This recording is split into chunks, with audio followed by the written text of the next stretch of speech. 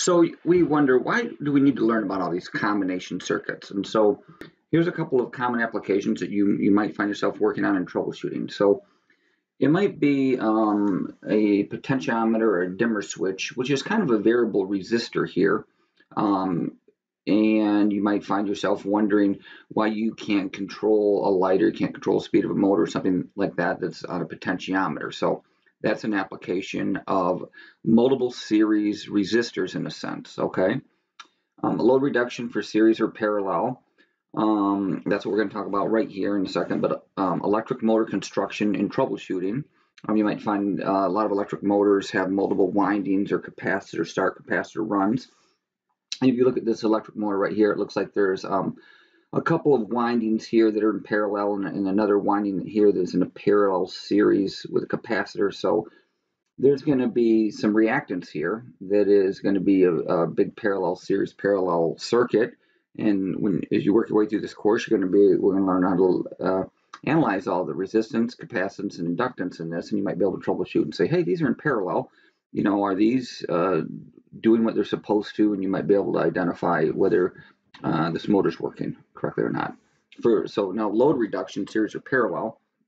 Let's take a look at this right here. So let's say I have a motor over here. That's what this is going to be over here. And let's say I had a source here of 200 volts, all right? And let's just say that this motor over here had, let's say, I'm going to say a resistance of 10 ohms. Now we're going to learn later that it's just not resistance that we're talking about. There's some other things involved here, like I talked about over here for reactance. But since we're just in resistance, we'll work about resistance here. So if I didn't have any of this here, if this was just a wire straight shot to the motor, and I turned this on, and this was 10 ohms and 200 volts, I would know that I would say that current equals V over R, voltage over resistance. So I would have 200 volts over 10 ohms, and I can see that that is 20 amps. So this motor over here would be drawing 20 amps if there was nothing here, okay? Now, if you remember, we've talked about inrush current. So when this motor starts up, it's going to initially draw a lot more than 20 amps, okay? It could be 6-8 times more than that. And so if you had like a circuit breaker over here or something like that, it might pop the circuit breaker if the amps, if your circuit breaker wasn't substantially more than 20 amps, okay? So what you might do is you might be able to put, you know, just a single resistance in line here. So now we're going to have a resistor, and then we're going to have, you know, all the resistance and reactance of the motor here, okay? So now we're going to have a series where we're going to have the resistor that we put in line, and then we're going to have the motor, okay? So a minute ago we said that this is, you know, 10 ohms, and we had a voltage source here of 200 volts. And let's say we put another 10 ohm resistor in here, okay? So now what does that do to my circuit when I start it, okay? Well, now I see that I have 10 plus 10. I've got 20 ohms. So my circuit looks just like this. I've got a 20 ohm resistor and 200 volts, okay? So now how much current? Well, I is equal to V over R, 200 volts over 20 ohms, 200 divided by 20.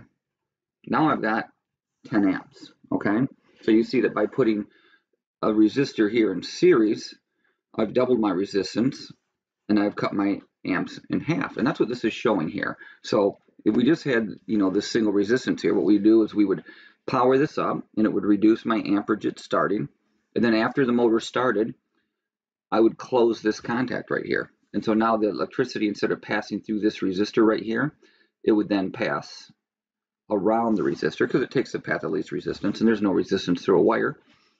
And then all of a sudden I would be back to, you know, not having this one here. I would be back to just having the original circuit, and my amps would go from 10 amps, and when I went around here, it would bump back up to 20 amps. So I might be able to, when I start, have a lower running amp so I don't pop the circuit breaker. And then when I go to running, I just click the switch, and the amps pops back up gradually, and the motor runs well. So in this case, it's a multiple step control. So, you know, it looks like they're adding another one here. So what happens if I added, you know, another resistor here of 10 ohms? So now I would have 10, 20, 30 ohms. And so my I equals V over R is now looking at 200 volts, and I would be over 30 ohms, right? So if you come here and you divide 200 divided by 30, let's try that again, 200 divided by 30, you're going to get 6.66 amps, okay? And so that would be with two resistors. And so what they would do is they would probably start this, and because of this, you're probably not going to get as much of a huge spike here on the circuit breaker.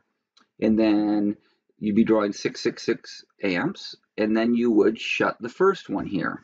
And then all of a sudden the amps would shoot up to 10. And then the motor would come up to speed and run a little bit faster. And then you would shut the next one here, and it would then bypass both of these. And then the amps would shoot up to 20 amps, and the motor would be running at full speed. So this is showing a three-step four-speed control where you would get it started and it runs slow, close that, it runs faster. Because you bypass, close this and bypass, it runs even faster. Close this and bypass, and it runs faster.